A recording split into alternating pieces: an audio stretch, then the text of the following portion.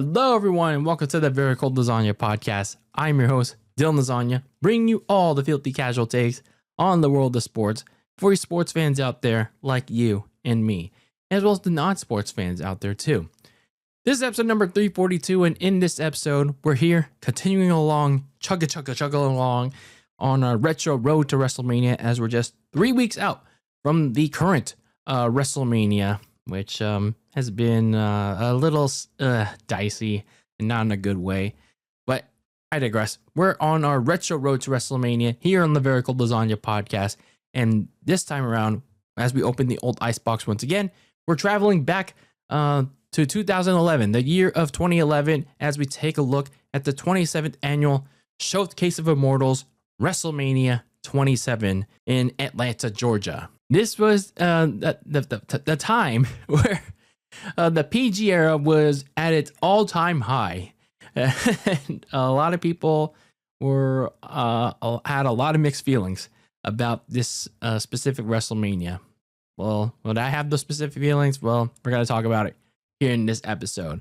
I will tell you, though, this WrestleMania was once again one of those where I had to hit the refresh button on WWE.com every single time because we weren't quite in the WWE Network days quite yet. That would come 3 years later. I was in the 8th grade, didn't have access to pay-per-views quite yet because it's still too expensive, in my opinion. But anyway, that being said, we're here to talk about WrestleMania 27. If you're new here, make sure to hit the like button and the subscribe button if you're watching on YouTube.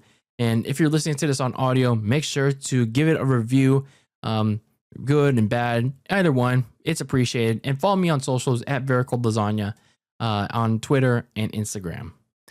So a little bit of beefy background on this specific WrestleMania.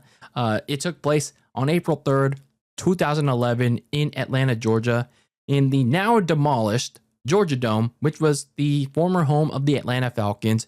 They're now right next to where the Georgia Dome was in the Mercedes-Benz Stadium. I think that's what, Mercedes-Benz Stadium, which is now home to the Atlanta Falcons.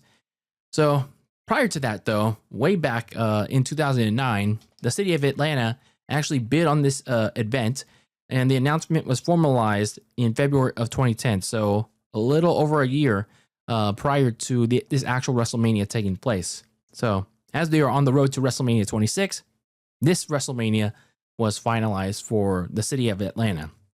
So this specific WrestleMania set an attendance record for the Georgia Dome itself of 71,617. So good for Atlanta, but it's the only WrestleMania to date as of right now to be held in not just the city of Atlanta, but in this overall state of Georgia. And there's certainly a lot of reasons why for that.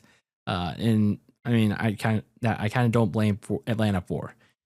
As for the event itself, or some other things for the event itself, Dwayne "The Rock" Johnson, before he became Maui, a live event, Maui 2, he made his first appearance in 7 years and back in the WWE, just 2 months prior on Raw, that big announcement where he was going to be the host for this particular WrestleMania. But it was not just that. He was doing way more than just that. So, and we're going to dive much deeper on why that was later on in this retro review. Let's get into the match card as we kick the show off with a pre-show match. Yeah, there was a pre-show match with the United States champion Sheamus defending his title against Daniel Bryan. It was a lumberjack match, and this was the first of two. Yes, I said two because there was another pre-show match, and this was the bonus DVD matches.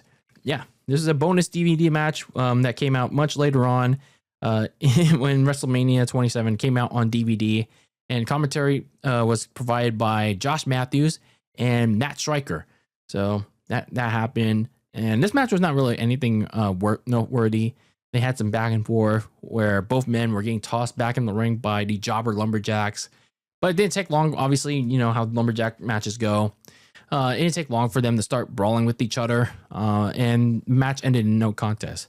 But that didn't take long for a certain general manager, holla, Teddy Long came out and he said, nope, that's not That's not how we're going to kick off this show, pal. We're going to have everyone get in the ring for a battle royal for some reason, for bragging rights, even though that pay-per-view took place way months ago in 2010.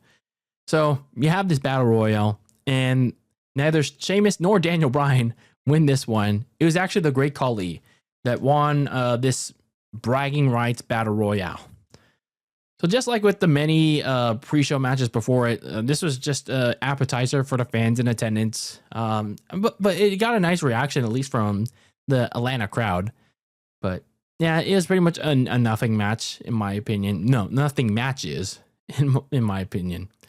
So this was the last bonus DVD match before WWE started having their pre-shows on YouTube the following year. So then you could see matches on there before the pay-per-views. And crazy irony that both Daniel Bryan and Sheamus went from a DVD WrestleMania match to opening next year's WrestleMania in Miami with the World Heavyweight title on the line. But then again, we all know what happened with that match. Oh boy. Yeah. Those 18 seconds were very valuable for both men, but maybe not so much for one man. So then we get into the actual show itself. We had some opening festivities before we get into the first match, starting with a performance of America the Beautiful by multi-platinum recording R&B singer and Atlanta's own Kerry Wilson. Then we get into a montage and several minutes of your host, The Rock, promising that this would be the most memorable WrestleMania of all time. I'm not sure about that one, though. And then he roasted John Cena. More on why that was later on, before ending with his usual catchphrase, along with the city of Atlanta. Then we get to our usual opening package and pyro, and the song for that year was by Tiny Tempa. Oh, written in the stars. Yeah, it was a really good theme song. But unfortunately for the show itself, I'm not sure if it was the right song to be attached for this particular WrestleMania. And we'll get into why that is. And also, who could forget? Josh Matthews, again, he stayed on commentary for most of the show. While, of course, you had Michael Cole. Oh boy. Or some people that thought Michael Cole on commentary now is, aggravating, or, some people still have mixed opinions whether on he's good or bad. But my God, looking back at how Michael Cole was in 2010 to 2011 as a heel, like, oh my God, so bad. It was so bad. And you had his stupid coal mine, his little like protection box. Like, oh Lord, like I didn't think much of it as a kid or as a teen, but God damn, that listening back to it as an adult was so bad. His commentary was terrible. Like it's just that bad. But anyway, now we get into our first match, which features the World Heavyweight Championship on the line as Edge took on Alberto Del Rio. Yeah, we all remember Alberto Del Rio during this time period. But anyway, Alberto Del Rio won the 2011 Royal Rumble match, which was the only Royal Rumble so far to date that had 40 men in it. But yeah, he had the celebration the next night on Raw. Edge interrupted it, which led to ADR choosing Edge as his champion of choice for this WrestleMania. The most of this build-up saw Alberto Del Rio get the advantage on Edge multiple times by injuring Edge's arm with the cross arm breaker, which was his submission finish. The feud also saw the return of Edge's tag team partner and best friend Christian, who Del Rio also injured back in September of 2010, which was mainly a write-off for Christian to get surgery on his torn pectoral muscle. So Christian returned at the Elimination Chamber pay-per-view, and it also involved Del Rio's bodyguard and his season 4 rookie, Brodus Clay, and his personal ring announcer, of course, Ricardo Rodriguez. Some other pre-match notes included that this was Edge's other match where he had, prior to the match, he never successfully defended the World Heavyweight Championship at WrestleMania, nor has he also won it. So this was a case of, well, this is a match that Edge needed to win, whether it was as champion or facing the champion, which was the case last year when he won the Royal Rumble, but he lost to Chris Jericho. This was also the first time in WWE history that since the World Heavyweight Championship was introduced, that the World Heavyweight title opened the show at WrestleMania. So as for the match itself, I thought it was a good way to open it, a good title opener that paid off. One of the more decent stories going to this pay-per-view. Much of the match, as had been for the build, focused on Del Rio dominating Edge and his injured arm, but Edge managed to rally back at the halfway mark, and things were at an even playing field for the rest of the way. Ricardo Rodriguez eventually got involved by stopping a rope break from Edge, which led to Christian also getting involved, and then Brodus Clay also got involved too. Edge tried to go for the spear, but Del Rio dodged it, and Clay slammed Edge's arm into the ring post and behind the referee's back, and Alberto Del Rio locked in the cross arm breaker. Edge turned it around to lock in his sharp variation of the sharpshooter, while Christian jumped onto Brodus Clay with the tornado DDT from the apron, which knocked both of them out. And then Del Rio managed to roll out of the execution sharpshooter, but was soon met with the spear as Edge won the World Heavyweight. He retained the World Heavyweight Championship for the first and only time in his career. So I like this match. It really picked up in the second half with the involvement of Brodus Clay and Christian, as well as the action picking up on Edge's part, as well as Alberto Del Rio. He did his part too. And yeah, I also like the story of Edge overcoming the injured arm to keep the title. Post-match, you had a little bit of action that hinted of the feud continuing between Edge and Alberto Del Rio, where Edge and Christian destroyed Del Rio's very costly $100,000 Rolls Royce, and Del Rio was sad. He was embarrassed on the grandest stage of them all. Not only was his car destroyed, $100,000 was down the toilet, but his destiny was not fulfilled. No World Heavyweight Championship for the Mexican aristocrat. So, poor Alberto Del Rio, at least in storyline. But yeah, unfortunately though, at that time, sudden news broke the following week. We learned at that the next week that Edge was forced to retire because of his previous neck injury in 2003. And it was causing him very serious pain again. And honestly, unfortunately, when I watched this match, I really noticed it. I really noticed like how gingerly he was moving.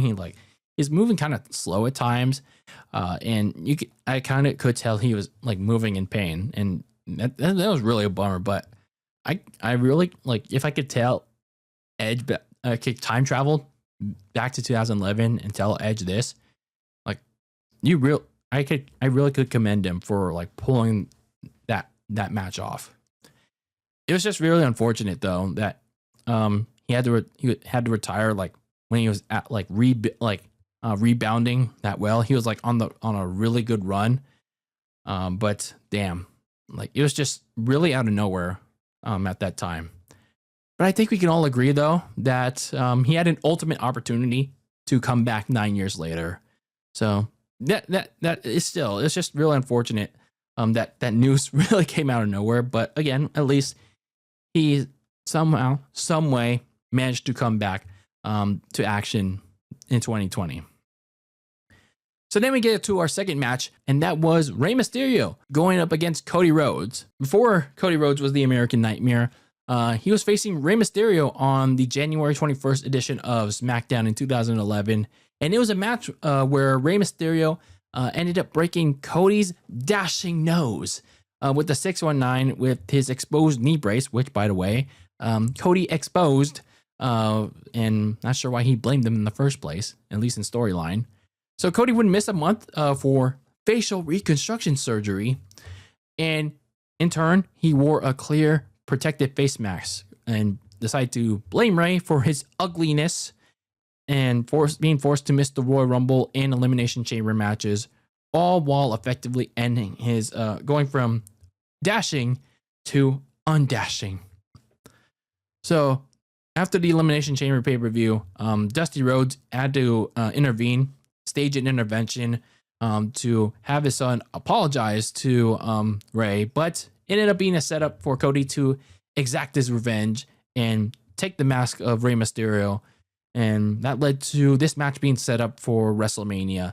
And in the next coming weeks, lead to them trading attacks on one another while we got to know a little bit more about Cody Rhodes' new undashing gimmick, where he'd be like, "No, I don't want to see myself." It still had the like little mirror on the like the Minitron on their new HD setup, and Cody Rhodes is just like, "No, I don't want to see that." And Cody Rhodes was using his new protective face mask as a weapon, which apparently was legal. For the match itself, it was a good story going to the show, but I felt like, maybe it's just me, but when I watched this match back, I felt let down to a degree because maybe it just felt like it dragged at times. Nothing much was happening. I don't know. I just didn't really kick into another gear.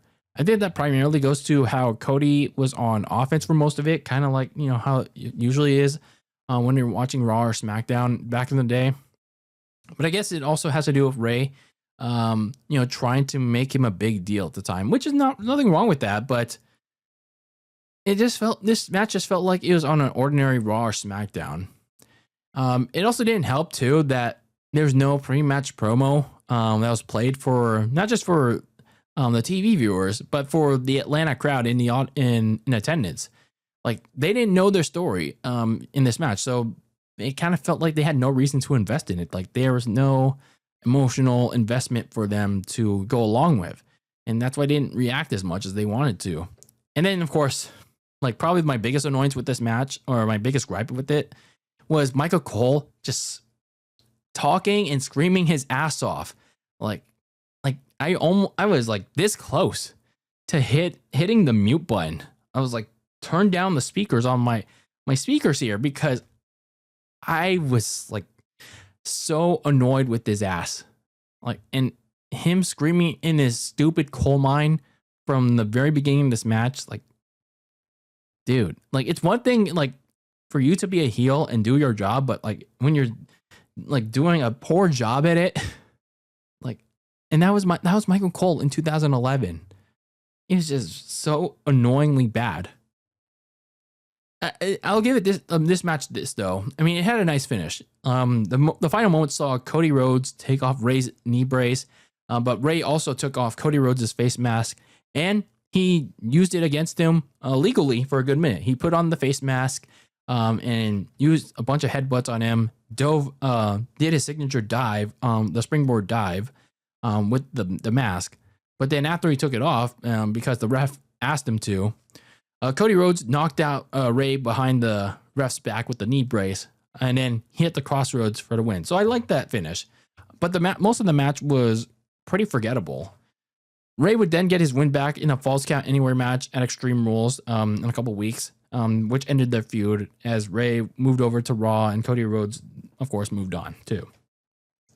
You then get this backstage segment with Teddy Long and Snoop Dogg, because Snoop was trying to recruit WWE talent for his tour, which honestly, this segment was pretty cringe. So the less time I talk about it, the better. So then you get the third matchup of the night, which featured, well, it's the Big Show. Kane, Kofi Kingston, and Santino Marella taking on The Core, which featured Wade Barrett, Heath Slater, Justin Gabriel, and Ezekiel Jackson. Do y'all remember The Core? Yeah, and I'm not talking about CORE. No, it's double R. CORE. Who remembers that short-lived group in 2011, which had a bunch of theme song changes in it? So anyway, as for this match, it had a little bit of story, but like barely any, and that people can really sink their teeth into. But anyway, Wade Barrett After being kicked out of the Nexus, he moved over to SmackDown, and he was soon joined by his former Nexus buddies, Heath Slater and Justin Gabriel, who didn't want to stay around with CM Punk. And they were also joined by Ezekiel Jackson, and they ganged up on the Big Show to form the Core. Since then, they continued to target the Big Show along with other members on the SmackDown roster. And yeah, it's pretty much a ripoff. They just pretty much rip off the Nexus. Well, can't you really call it a ripoff when the Nexus was Wade Barrett and, well, pretty much the season 1 rookies creation. But continue on, Justin Gabriel and Heath Slater won the tag team titles from Santino Marella and Vladimir Kozlov at the Elimination Chamber pay-per-view, while a month later, Wade Barrett won the Intercontinental title from Kofi Kingston on SmackDown. So that led to Kane and Big Show reuniting their tag team from 2006 to fend off the Core 2 weeks before WrestleMania, and then they helped out Santino and Vladimir Kozlov, which led to this match. Now, why is Kofi Kingston involved in this? Well, a day before, at WrestleMania Access, the Core attacked Kozlov after his match with Tyler Rex. Yes, they did have a live matches at WrestleMania Access conventions, and they also injured his shoulder. So Kofi Kingston was chosen as his replacement. So that gave Big Show's team a slight power disadvantage, but they already had the power advantage anyway when Big Show and Kane were in the team.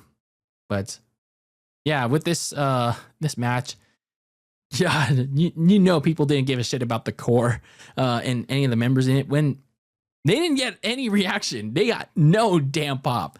Like they have any reaction, and again, like I said, they also went through a bunch of theme changes in the span. Well, since they formed the group, like I remember they had like 1, 2, 3 like variations of the theme, like in the span of like 2 weeks, and the Core also got jobbed out because all of them only got like 1, 2, or no moves on offense on any of the baby faces in this match. Like they had like nothing on this group, so I can't really talk much about this match.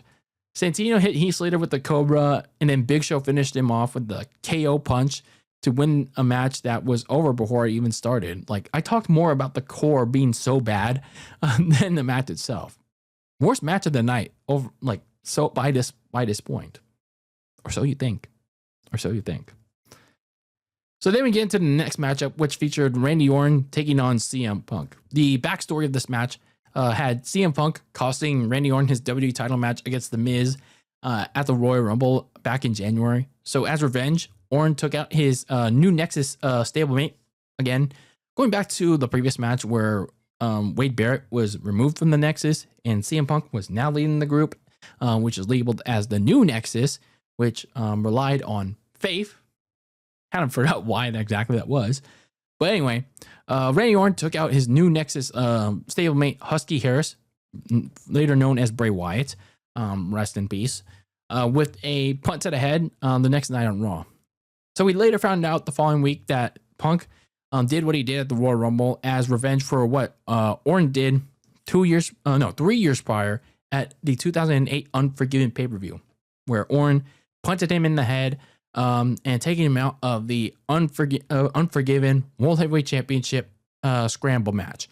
And Punk at the time was the World Heavyweight Champion, but he couldn't defend the title because, well, Randy Orton took him out.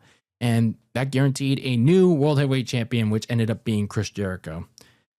So CM Punk exacted his own revenge with another Nexus attack on Randy, and then he eliminated him from the Elimination Chamber match 2 weeks later. So this match was later made official after the Elimination Chamber pay-per-view, but the anonymous Raw general manager gave Orton the opportunity to have a straight-up one-on-one match against Punk at this pay-per-view. But it have to come in one-on-one matches against each member of the new Nexus. Whichever Nexus member won would be allowed to be at ringside or would be banned if Orton won each match, which not only turned out to be the case for Michael McGillicuddy, later known as Curtis Axel, David Otunga, and Mason Ryan, but they all got kicked in the head by Orton post-match. But didn't matter anyway, because Punk managed to gain an advantage 2 weeks before the match by injuring Orton's knee, thanks to Orton running out there because Punk baited him into it by going to Orton's tour bus and using his wife as bait. So just like the opener with Edge and Alberto Del Rio, this match was pretty much structured like that. Only this had an injured knee, and the match was more slow paced than the World Heavyweight title opener, and that kind of made me it made it very difficult for me to get into because of that, and the overemphasis of the knee injury. Like I feel like, unlike with the World Heavyweight title opener where Alberto Del Rio, he had many reasons to go after Edge's injured arm, and he didn't make it too much of an emphasis. Like I feel like CM Punk, it was too much of that, and that kicked in right away, which featured Punk taking the steel steps onto Orton's knee, and that was pretty much the slow pace of the match.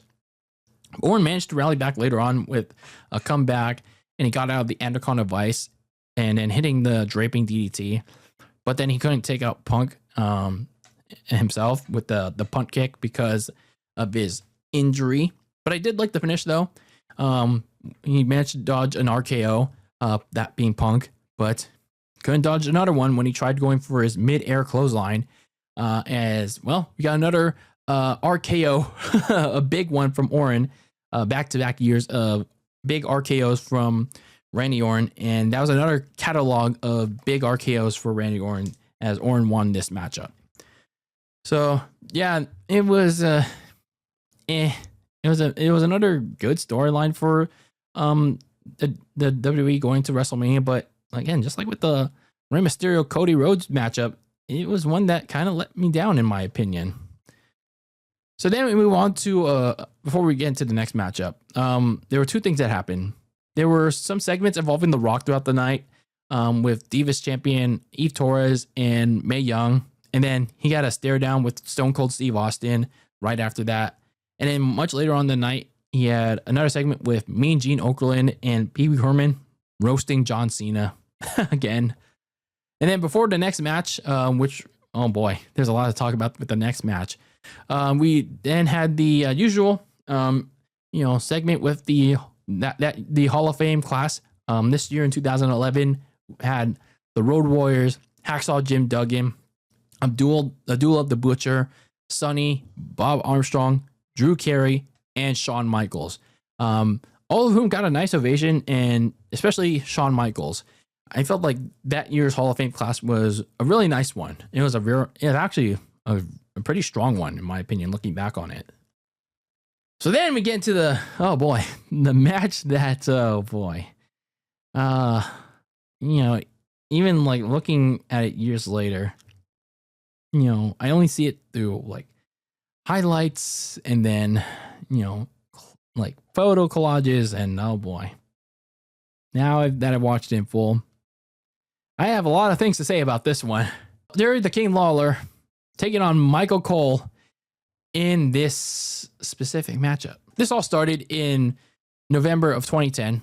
Michael Cole prevented Jerry the King Lawler from winning the WWE title in a tables, ladders, and chairs match against The Miz, who Cole loudly supported on commentary since the start of the year, especially when The Miz was mentoring Daniel Bryan in the first season of NXT. So rather than apologizing to Lawler the following week, he slapped him instead. So they both continue to antagonize each other in the next few months on commentary. But yeah, that's when Michael Cole's heel turn really started to get worse, not just on TV, but especially in our ears. And then the feud came to a head when Michael Cole mocked Jerry for losing another WWE title match to The Miz at the Elimination Chamber pay-per-view, and mocking him not having his dream of a WrestleMania match, and then mocking his mother's death, all of which led to Jerry Lawler punching his commentary partner and challenging him to their own match at WrestleMania.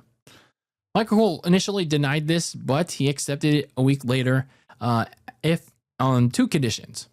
He had his personal trainer, which ended up being Jack Swagger, in his corner, and then a special guest referee. The special referee was initially set to be Cole's former broadcast partner, John Bradshaw Layfield, but Stone Cold Steve Austin interrupted the contract signing and gave JBL a Stone Cold Stunner before he signed the contract himself to make him the special referee for this specific matchup.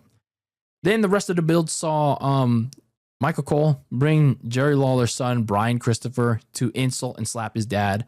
And then you had Jim Ross come into the fold, only for both him and Jerry Lawler to get the ankle lock from Michael Cole and Jack Swagger. So yeah, that was pretty much the build for this match. I guess I will give the this particular match at least going into it, it's kind of has a little bit of a better build than what we're currently getting with WrestleMania 482, but it's kind of like comparing garbage to crap, if you know what I mean. Not really much. Not really much of a difference. But anyway, Jim Ross and Booker T were on call alongside Josh Matthews for this match. So with this match itself, the thing I remember most is Jack Swagger doing his push-up routine, and we were supposed to get his fireworks for this one, but he freezes as soon as Stone Cold's music hits, and he nearly gets run over by Stone Cold's ATV. That's the thing I most remember about this match, even in 2011 when I was refreshing WWE.com. And then years later with the memes on Twitter. That's the thing I most remember about this match. Yeah, all the memes of Jack Swagger, freezing up when Stone Cold's music hit and push-up formation. But yeah, that's all I remember in all these years. Because now that I watched this match, oh good Lord, I don't want to see this ever again. I don't even know if I want to talk about it, but hey, it's a retro review, right? We have to, okay. But oh my Lord, I don't know if this is the worst match I've ever seen in my life, but this was so terrible. Michael Cole, dude, it's one thing for him to do poorly on offense. I mean, because I get it. He's not a wrestler. The man's not a wrestler, but for him to control more than half of this match, and doing so bad at it, and that's another thing. That's another thing. Why was Jerry Lawler selling to this man? And it was a man that was he's not a wrestler again, and he's doing it so bad. Bro, for example, the most notable example was him trying to do Jack Swagger's swagger bomb, springboard corner splash. He was trying to do that 3 times on the top rope. He was running so slowly, and then he's trying to set up the swagger bomb, trying to get to the top rope. I'll do it from the top rope. He did that 3 times, but he was so nervous to do it. And then Jack Swagger was finally realized that the 3rd time he had to coach him to do it from the very last bottom rope to do the splash. And he finally did it. That was embarrassing. And then you got Jerry Lawler doing his offense and all that. And then he eventually wins the match. But then you had this Raw Anonymous General Manager, which at the time I didn't mind. Okay. It didn't annoy me as much as a teen watching Raw. Because, I didn't know any better at the time, let's be honest. But my God, watching it back years later, this was one of the stupidest gimmicks ever. And it reached peak stupidity here because, let's throw all the logic out of the window. Because why that? Jack Swagger was they reversed the decision. Jack Swagger was assaulting Jerry Lawler in the first half of the match, and he touched Steve Austin first when he denied the Jack Swagger's decision to throw in the towel. And you don't know what I mean by throw the towel. That means somebody is throwing the towel for their representative, and that essentially throws away the match in favor of the opposition. That most that happens in boxing, and I think sometimes in the UFC, but there are some occasions too in the WWE that has happened too. But anyway, and then Michael Cole also got physical with Steve Austin. He aggressively pushed him. Yet this Raw Anonymous general manager, he reverses the decision of Jerry Lawler winning this match because Austin was the biased referee in this match. Yes, he got physical, but he wasn't the instigator. Like, what kind of booking was that? This is like very bad stuff all around. Like, very terrible shit. He had a very poor performance from Michael Cole. And I get it. Again, he's not a wrestler, but doing this bad and then Jerry Lawler having to sell for Michael Cole for more than half of this match, terrible. And then you get the stupid decision to have Jerry Lawler lose on a disqualification when he initially won this match. Also terrible. Just bad stuff all around. And Vince McMahon even said himself that this match was terrible. Like, it was a terrible performance by Michael Cole. And yeah, years later, Michael Cole's still bragging about it. Unreal. But on the bright side, I mean, at least the crowd was kind of happy to see Jerry Lawler whoop Michael Cole's ass. And the other bright side was that we didn't have to hear from Michael Cole nor Josh Matthews for the rest of this pay-per-view because Josh Matthews was thrown into the ring, given a Stolt stutter for breaking that news. But sadly, the feud between Cole and Jerry continued beyond this. They had this stupid country whipping match at Extreme Rules, and then it finally ended at Over the Limit, that pay-per-view in May, with a Kiss My Foot match where Jerry Lawler finally beat Cole, and Cole had to do a Dan Schneider thing and kiss Jerry Lawler's feet, and that finally ended their feud and finally resumed commentary stuff. So that stupid feud finally was over with by May.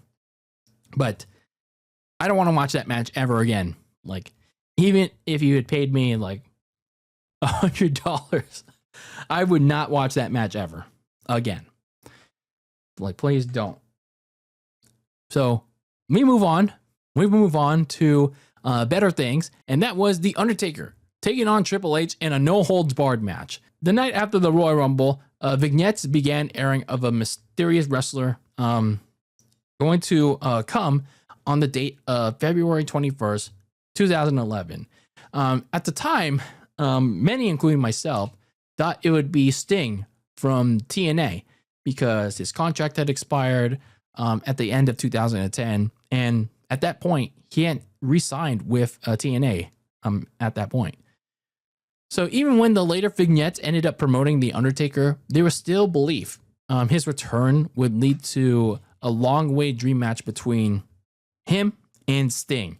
And I was one of those people that really wanted to see Sting versus The Undertaker in the WWE. Unfortunately, that didn't come to fruition, though, because Sting re-signed with TNA on a new contract, and well, we wouldn't see him until 2014. And well, yeah, the dream match never ever happened at all. When Undertaker did make his return on February 21st on Raw, Triple H immediately also returned, coming off a 10-month layoff where we last saw him at Extreme Rules 2010, before they intensely teased another Mania showdown, which was confirmed days later, and it was later made a no-holds-barred match.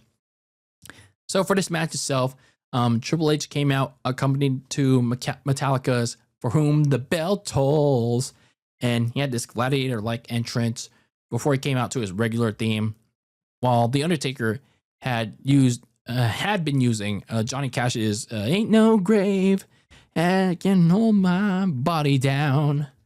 He had been using that since his return from since February, and he used it here too.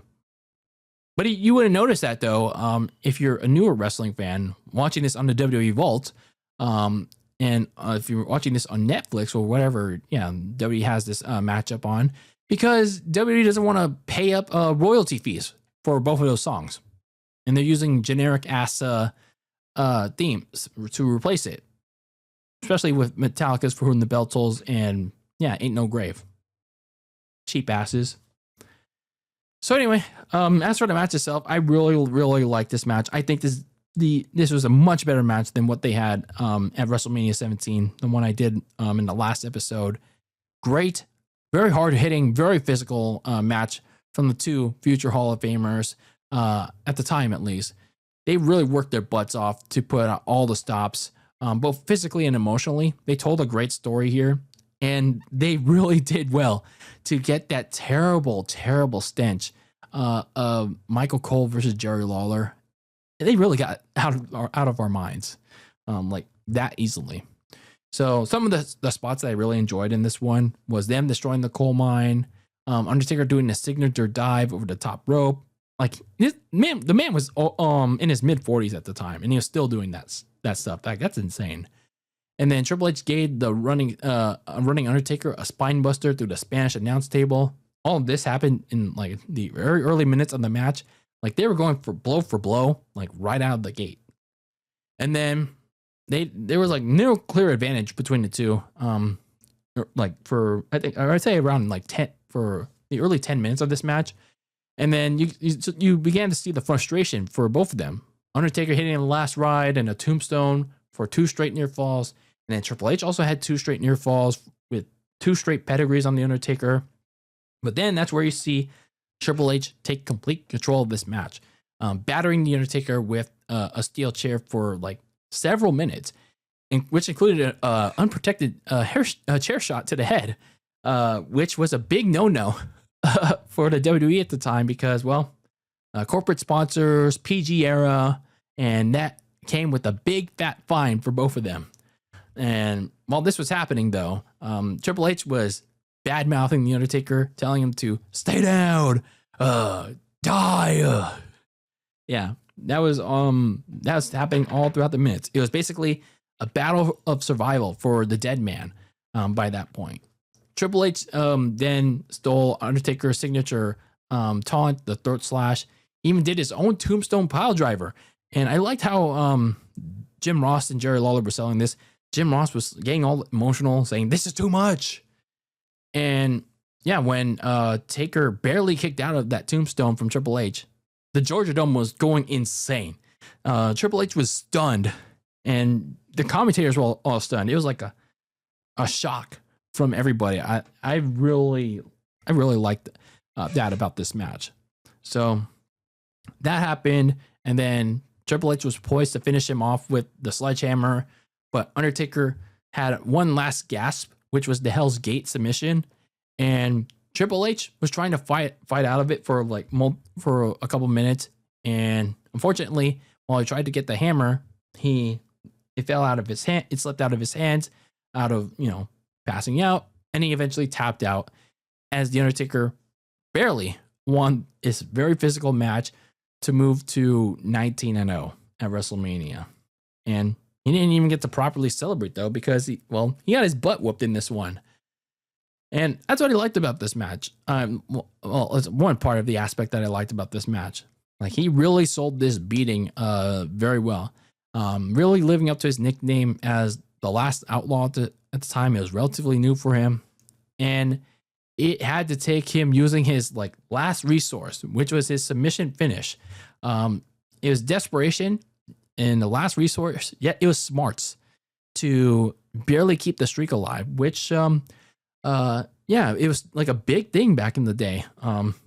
It was like, I'd say it was a bigger talking point for Undertaker's late career at that time. So this is a really good. This is not really good. It was a great match. That by this point in this WrestleMania, salvaged it. Really salvaged this WrestleMania. So Undertaker may have won the battle that day, but Triple H ended up winning the overall day. Because the Undertaker didn't leave standing up. He collapsed on the floor ringside. He had to get help to the back, where Triple H, he was walking on his own 2 feet. after the match. It was probably one of the biggest moments of vulnerability, and especially out in the open. Like, you don't see Undertaker very often, like getting up only to fall back down that often in his career.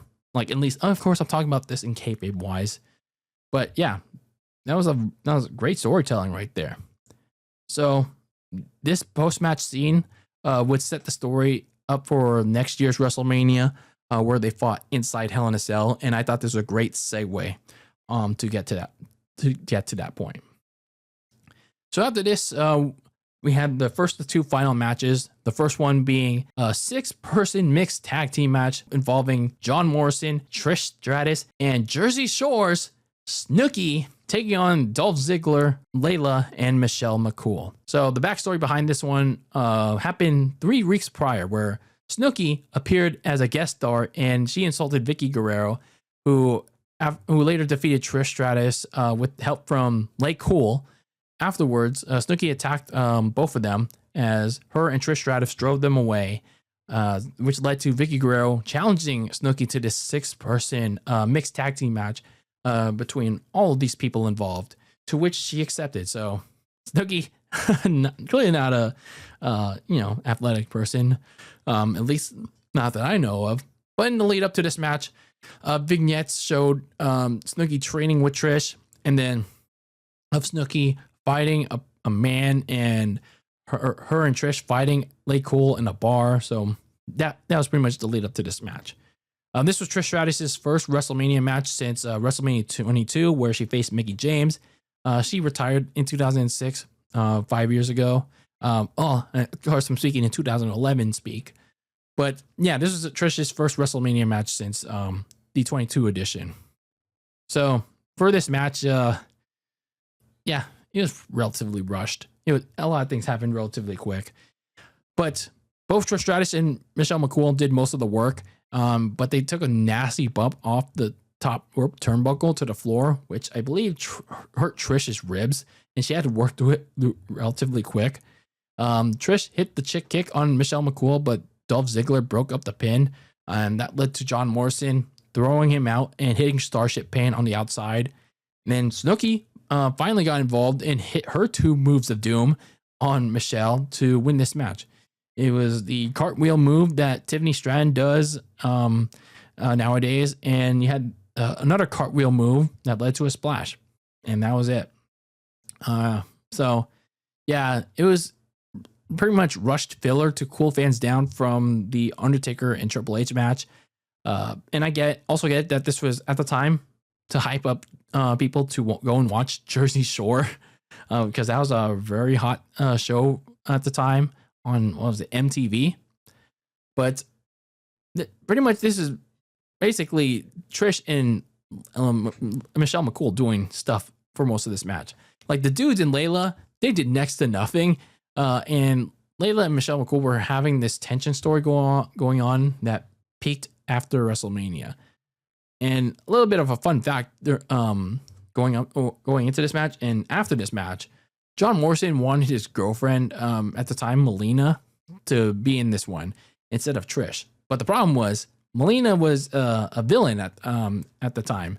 She turned heel months ago, and Trish was a coach for the Tough Enough reboot. So Vince elected to go with her for the sake of, trying to promote the Tough Enough reboot. And cameras notably caught John Morrison refusing to hug Trish. And Trish spoke about that on a radio show later that week, confused about why that was. And funny enough, both Melina and Morrison were out of the WWE less than a year later, and they also broke up. Yeah, that's how things work. Crazy how things work there. So then we get into our main event of this, this WrestleMania. And that was the WWE Champion, The Miz, taking on John Cena. So John Cena won a number 1 contenders Elimination Chamber match at the Elimination Chamber pay-per-view to earn this matchup against The Miz. But the following night on Raw, they were forced to team up with each other in a tag team title match against Justin Gabriel and Heath Slater. They initially won the match and the titles, but you know how this works. Gabriel and Heath Slater immediately invoked the rematch clause, and Miz turned on Cena to allow the core to win back the titles. And then the rest of the build, or, well, I used build in air quotes, saw Cena defeat Miz's NXT Season 2 rookie Alex Riley in a steel cage match, and Miz cosplay as The Rock to attack Cena. Here's the problem, though. Their match and overall build was completely overshadowed by the return of The Rock, and basically The Rock's feud with John Cena. And their weekly back and forth comments, mostly coming from The Rock via satellite. Oh, the also dreaded via satellite promos from The Rock. And that essentially made The Miz a third wheel in this whole build-up that's supposed to be for the WWE Championship. And yeah, it just made The Miz like an afterthought. Oh, but who could forget his special reveal of a new WWE Championship? You know, you had the WWE title set to W for Wumbo, but it should be set to M for Miz.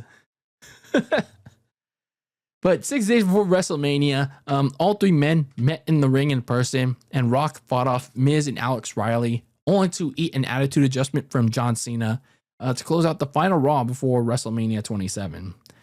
So, yeah, the build was poor when there's no pre-match promo before this matchup even began, and they went straight into the big entrances.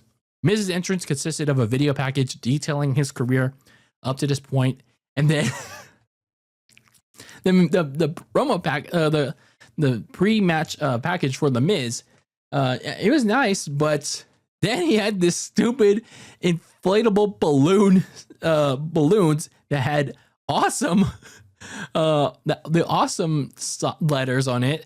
And then he just pushed it, and he was strutting through it. And Alex Riley in the back was laughing at him with pyro going off. It's probably one of the dumbest WrestleMania entrances I ever seen. Like, again, Miz strutting all the way to the ring, but that was after he pushed the inflatable plushie letters, and Alex Riley was laughing at him. So stupid. Meanwhile, for John Cena, he had the gospel, his gospel choir singing his theme song and an inspirational poem that played during a promo just before that. So it was like the gospel version of last year's entrance, minus the army guys. Cena got a mixed but quiet reaction from the Atlanta crowd, which it was kind of strange. And he also debuted yet another new colored shirt. Ironically, I had that colored shirt, the red one, back in 2011, but that's no longer with me. So for the match itself, like, man, this sucked. This was probably one of the worst WrestleMania main event matches I have seen.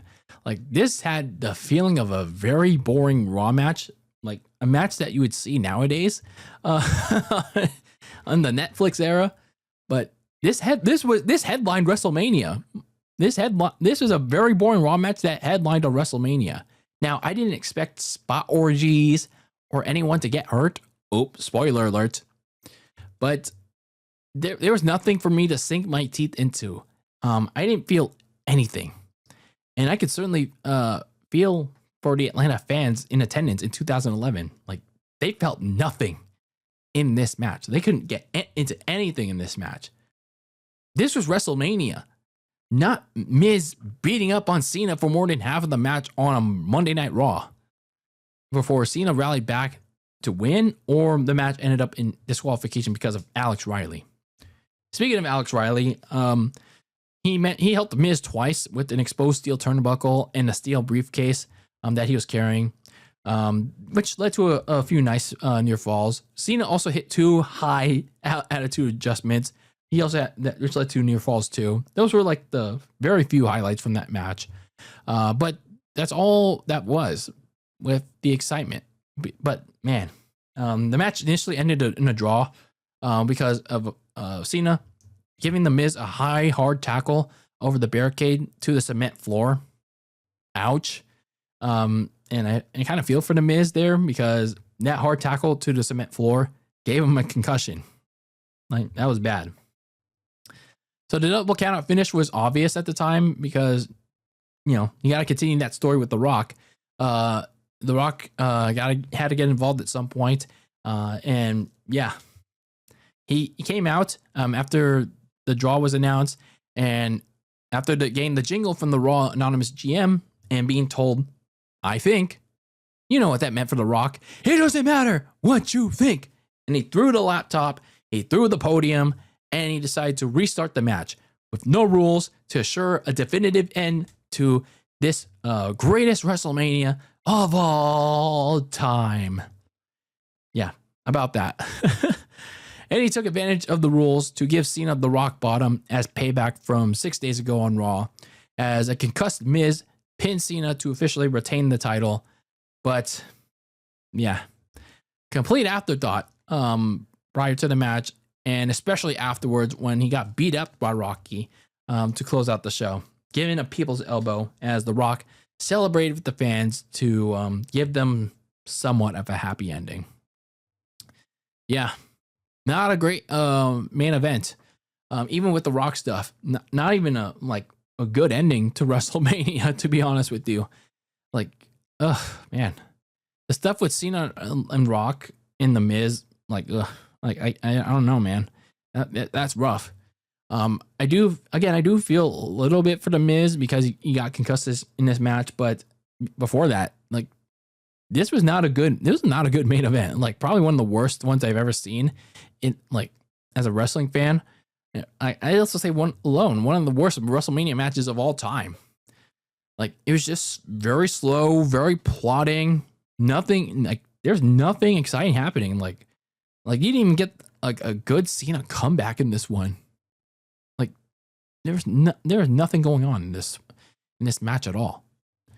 It just felt like a very standard Monday Night Raw match on TV, headlining a WrestleMania. Like, what happened here? Like, I get it. You need The Rock to get involved, but couldn't you have at least something a little exciting before that? Damn. This sucked. But on a right side, I guess, it did it. The Cena and Rock stuff did its job to set up for the ultimate headline dream match that we really needed at next year's WrestleMania in Miami, which, yeah, it was done a year in advance. They set that up a year in advance, probably the first time ever that they did that, and still remains that way. But as for The Miz, yeah, he ended up losing the WWE title at the next pay-per-view to Cena, and the feud ended with Cena at the Over the Limit pay-per-view. But yeah, this was very bad because of how The Miz was such an afterthought, going into WrestleMania and coming out of WrestleMania. So yeah, Miz's first of two title reigns, pretty bad. So now that I managed to watch this WrestleMania in its entirety over a decade later, and now that I've got to see all the matches on it, boy, does this show suck. This show is really, really bad. The only two matches that I'd say you can go and watch is the World Heavyweight Championship match and Undertaker versus Triple H. It saved me from completely crapping on this harder than I did on WrestleMania 9 and the lead up to WrestleMania 37. WrestleMania 37 remains the show that I absolutely refuse to review because of how shit the build was. And I guess to a degree, WrestleMania 40, because I just didn't care for that other than the main event. Most of the matches, though, on this show either underperformed or they just really sucked so bad that it didn't even belong on the card. Why was the 8-man tag match even on the card for it being so short, and for people that they didn't really give a shit? The Atlanta crowd didn't even give a shit about anyone in the core, double RE. Man, why is that even on the show? Maybe you could have put the US title match over the core. But I'm especially looking at that Michael Cole and Jerry Lawler match, though. Yeah, still one of the worst matches of all time.